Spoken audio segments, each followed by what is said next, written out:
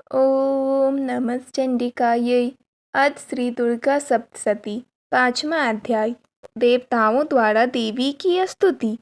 महर्षि मेधा ने कहा, पूर्व काल में शुंभ निशुंभ नामक असुरों ने अपने बल के मद से इंद्र का, त्रिलोकी का राज्य और यज्ञों के भाग छीन लिए, और वे दोनों इसी प्रकार सूर्य, चंद्रमा, धर्मराज और वरुण के अधिकार भी छीनकर स्वयं ही उनका उपयोग करने लगे। वायु और अग्नि का कार्य भी वही करने लगे, और इसके पश्चात उन्होंने जिन देवताओं का राज्य छीना था उनको अपने अपने स्थान से निकाल दिया।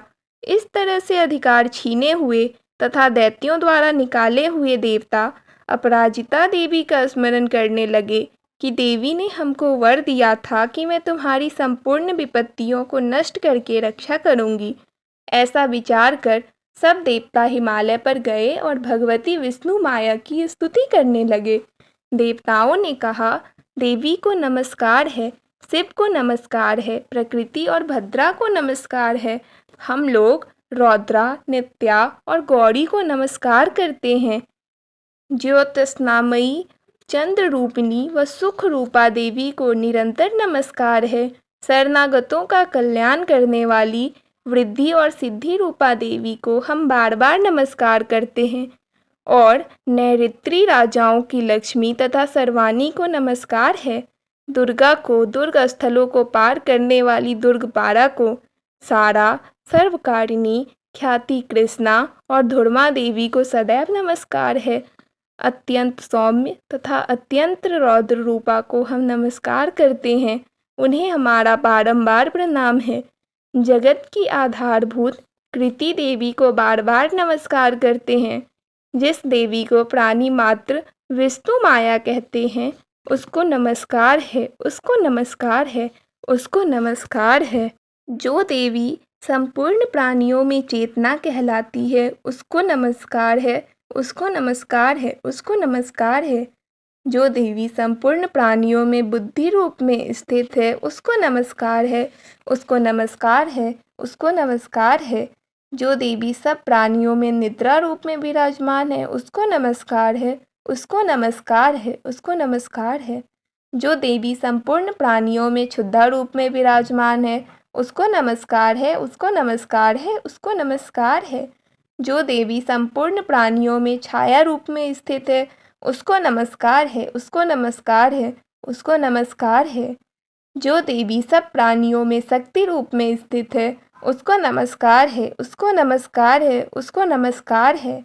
जो देवी संपूर्ण प्राणियों में तृष्णा रूप में स्थित है, उसको नमस्कार है, उसको नमस्कार है, उसको नमस्कार है। जो देवी सब प्राणियों में शांति रूप से स्थित है, उसको नमस्कार है, उसको नमस्कार है, उसको नमस्कार है। जो देवी सब प्राणियों में जाति रूप से स्थित है, उसको नमस्कार है, उसको नमस्कार है, उसको नमस्कार है। जो देवी सब प्राणियों में लज्जा रूप से स्थित है, उसको नमस्कार है, उसको नमस्कार है, उसको नमस्कार है। जो देवी सब प्राणियों में शांति रूप से स्थित है, उसको नमस्कार है, उसको नमस्कार है, उसको नमस्कार है।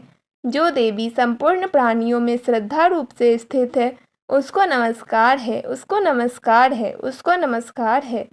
जो देवी संपूर्ण प्राणियों में कांति रूप से स्थित है, उसको नमस्कार है, उसको नमस्कार है, उसको नमस्कार है।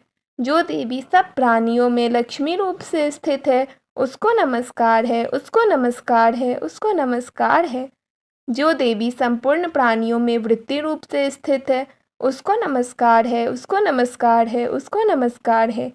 जो देवी सब प्राणियों में स्मृति रूप से विराजमान है, उसको नमस्कार है, उसको नमस्कार है, उसको नमस्कार है। जो देवी सब प्राणियों में दया रूप से स्थित है, उसको नमस्कार है, उसको नमस्कार है, उसको नमस्कार है। जो देवी सब प्राणियों में तुष्टि रूप से स्थित है, उसको नमस्कार है, उसको नमस्कार है, उसको नमस्कार है। जो देवी संपूर्ण प्राणियों में मातृ रूप से स्थित है, उसको नमस्कार है, उसको नमस्कार है, उसको नमस्कार है। जो देवी संपूर्ण प्राणियों में भ्रांति रूप से स्थित है, उसको नमस्कार है, उसको नमस्कार है, उसको नमस्कार है। जो देवी समस्त जीवों की इंद्रियों की स्वामिनी है तथा संपूर्ण प्राणियों में नित्य व्याप्त रहती है, उसको नमस्कार है। जो देवी चैतन्य रूप से इस संसार को व्याप्त करके स्थित है, उसको नमस्कार है, उसको नमस्कार है, उसको नमस्कार है। पूर्व काल में देवताओं ने अपने अभिष्ट फल पाने के लिए जिसकी स्तुति की है और देवराज इंद्र ने बहुत दिनों तक जिसका सेवन किया है, वह कल्याण की साधना भूता ईश्वरी हमारा कल्याण और मंगल करे तथा सारी विपत्तियों को नष्ट कर डाले। असुरों के सताए हुए हम संपूर्ण देवता उस परमेश्वरी को इस समय नमस्कार करते हैं तथा जो भक्तिपूर्वक स्मरण किए जाने पर तुरंत ही सब विपत्तियों को नष्ट कर देती है, वह जगदम्बा इस समय भी हमारा मंगल करके हमारी समस्त विपत्तियों को दूर करे। महर्षि मेधा ने कहा, हे राजन, इस प्रकार जब देवता स्तुति कर रहे थे तो उसी समय पार्वती देवी गंगा में स्नान करने के लिए आई। तब उनके शरीर से प्रकट होकर शिवा देवी बोली, शुंभ दैत्य के द्वारा स्वर्ग से निकाले हुए और निशुंभ से हारे हुए ये देवता मेरी ही स्तुति कर रहे हैं। पार्वती के शरीर से अंबिका निकली थी, इसलिए उनको संपूर्ण लोक में कौशिकी कहते हैं। कौशिकी के प्रकट होने के पश्चात पार्वती देवी के शरीर का रंग काला हो गया और वह हिमालय पर रहने वाली कालिका देवी के नाम से प्रसिद्ध हुई। फिर शुंभ और निशुंभ के दूत चंडमुंड वहां आए और उन्होंने परम मनोहर रूप वाली अंबिका देवी को देखा। फिर वे शुंभ के पास जाकर बोले, महाराज, एक अत्यंत सुंदर स्त्री हिमालय को प्रकाशित कर रही है। वैसा रंग आज तक हमने किसी स्त्री में नहीं देखा। हे असुरेश्वर, आप यह पता लगाएं कि वह कौन है और उसको ग्रहण कर ले। वह स्त्री स्त्रियों में रत्न है। वह अपनी कांति से दसों दिशाओं को प्रकाशित करती हुई वहाँ स्थित है, इसलिए आपको उसका देखना उचित है। हे प्रभु, तीनों लोकों के हाथी, घोड़े और मणि इत्यादि जितने रत्न हैं, वे सब इस समय आपके घर में शोभायमान हैं। हाथियों में रत्न रूप ऐरावत हाथी और उच्चैश्रवा नामक घोड़ा तो आप इंद्र से ले आए हैं। हंसों द्वारा जुता हुआ विमान जो कि ब्रह्मा जी के पास था, अब भी आपके पास है। और यह महापद्य नामक खजाना आपने कुबेर से छीना है। समुद्र ने आपको सदा खिले हुए फूलों की किंजलकिनी नामक माला दी है। वरुण का कंचन की वर्षा करने वाला छत्र आपके पास है। रथों में श्रेष्ठ प्रजापति का रथ भी आपके पास ही है। हे दैत्येंद्र, मृत्यु से उत्क्रादिता नामक शक्ति भी आपने छीन ली है और वरुण का पास भी आपके भ्राता निशुंभ के पास ही है। समुद्र में पैदा होने वाले सब प्रकार के रत्न भी आपके भ्राता निशुंभ के अधिकार में हैं, जो अग्नि में ना जल सके। ऐसे 2 वस्त्र भी अग्निदेव ने आपको दिए हैं। हे दैत्यराज, इस प्रकार सारी रत्न रूपी वस्तुएं आप संग्रह कर चुके हैं, तो फिर आप यह कल्याणमयी स्त्रियों में रत्न रूप अनुपम स्त्री आप क्यों नहीं ग्रहण कर सकते?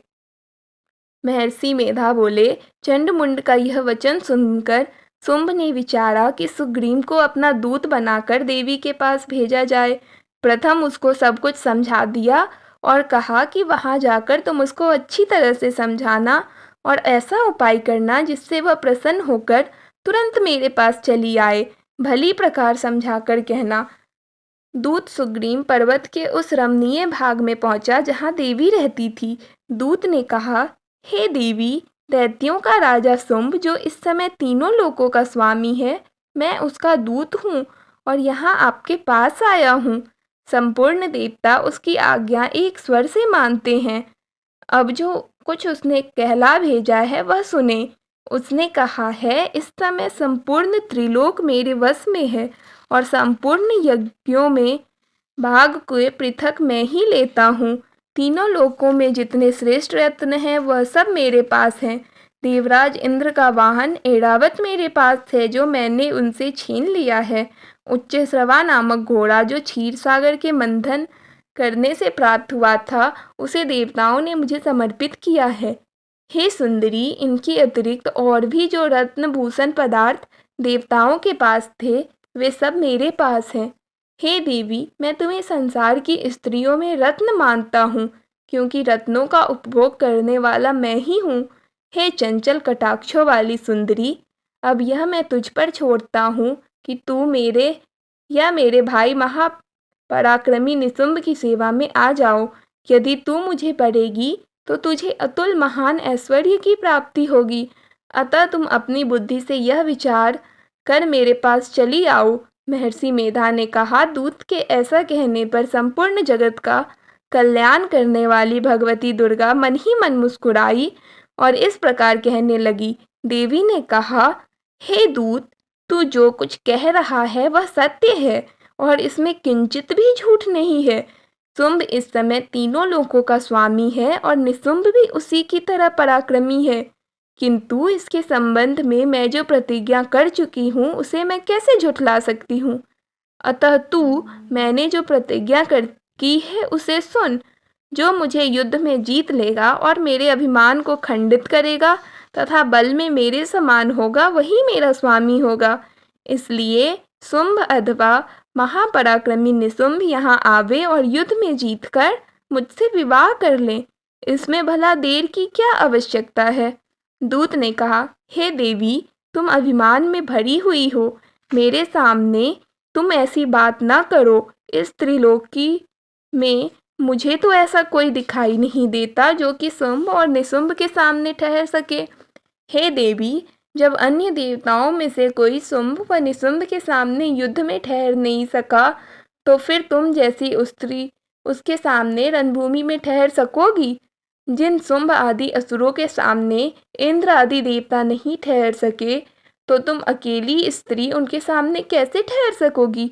अतः तुम मेरा कहना मानकर उनके पास चली जाओ, नहीं तो जब वह तुम्हें केस पकड़कर घसीटते हुए ले जाएंगे तो तुम्हारा गौरव नष्ट हो जाएगा। इसलिए मेरी बात मान लो। देवी ने कहा, जो कुछ तुमने कहा ठीक है। शुंभ और निशुंभ बड़े बलवान हैं, लेकिन मैं क्या कर सकती हूँ। मैं बिना विचारे प्रतिज्ञा कर चुकी हूँ। इसलिए तुम जाओ और मैंने जो कुछ कहा है वह सब आदरपूर्वक असुरेंद्र से कह दो। इसके पश्चात जो वो उचित समझे करे। 5वां अध्याय समाप्त।